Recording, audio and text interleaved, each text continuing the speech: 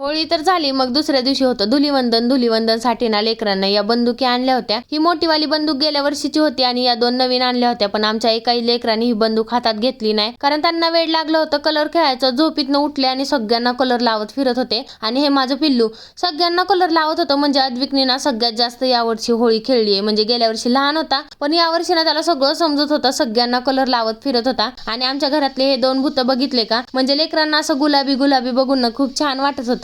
त्याच्यानंतर माझ्या आहोंना मी कलर लावला, कारण त्यांना कलर लावला नव्हता मी. मग त्यांना मस्त कलर लावला आणि अद्विकनं व्हिडिओ काढू नको म्हणून चिडचिड करत होता. एवढा गुलाबी झाला होता आणि एवढा कलर खेळला होता ना, तुम्ही बघू शकता. आणि मी तर आंघोळ केली होती. मी आंघोळ केल्यानंतर मला सगळ्यांनी कलर लावला होता. त्याच्यामुळे मी पण ठरवलं होतं की सगळ्यांच्या आंघोळी झाल्या ना, मग आपण पण कलर लावायचा. मग जाऊबाईचा पहिला नंबर आला. जाऊबाई आंघोळ करून बाहेर आल्या की त्यांना पहिला कलर लावला. म्हटलं जाऊ द्या, वर्षातून एक दिवस असतो, एन्जॉय करून घ्यायचा. त्याच्यामुळे आमचं चाललं होतं एवढी मज्जा मस्ती करत कलर खेळायचं.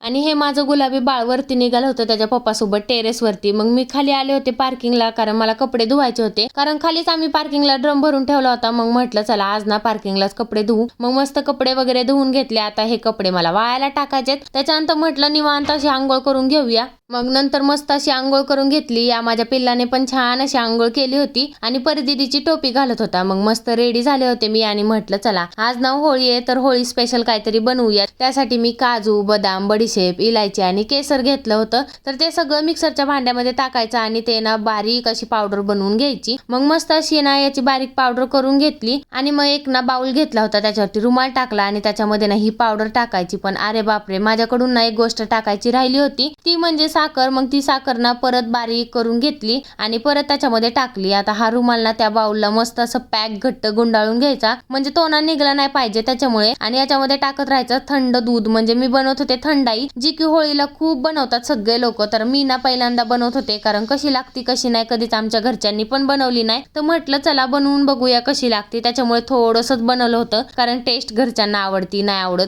मग टेस्ट करून बघूया म्हटलं, तर खरंच थोडंसं युनिक आणि वेगळं लागत होतं. त्याच्यानंतर काचेचे ग्लास माझ्याकडे नव्हते, त्याच्यामुळे हे छोटेसे काचेचे कप घेतले होते आणि त्याच्यामध्ये टाकला बर्फ. फ्रीजमध्ये ना बर्फ पण नव्हता, जेवढा भेटला तेवढा टाकला. त्याच्यानंतर ना त्याच्यामध्ये टाकली ती थंडाई आणि त्याच्यात ना 1-2 केसर टाकले. आता म्हटलं हे बनवलं एवढं छान, तर टेस्ट पण करून बघूया. आणि छान वाटत होतं बरं का पिल्यानंतर, एकदम थंड थंड पोटामध्ये छान, म्हणजे टेस्ट वेगळी आणि मस्त लागत होती. त्याच्यानंतर ना हे माझं पिल्लू ना मला येऊन ना ग्रॅनीची स्टोरी सांगत होता. म्हणजे ग्रॅनीची गेम आहे ना, ती मला येऊन सांगत होता. आणि मग संध्याकाळी ना माझ्या पिल्लाला खाऊ घालायचं चाललं होतं. म्हणजे तो ना एवढं म्हणजे नाटके करतो ना, त्याच्या मनात आलं ना पोटभर जेवण करेन, पण मनात जर नसेल ना तर तो काहीच खाणार नाही. त्याच्यामुळे लाडीगोडी लावून ना त्याला खाऊ घालायचं काम चाललं होतं. तर असा होता माझा आजचा दिवस. चला बाय.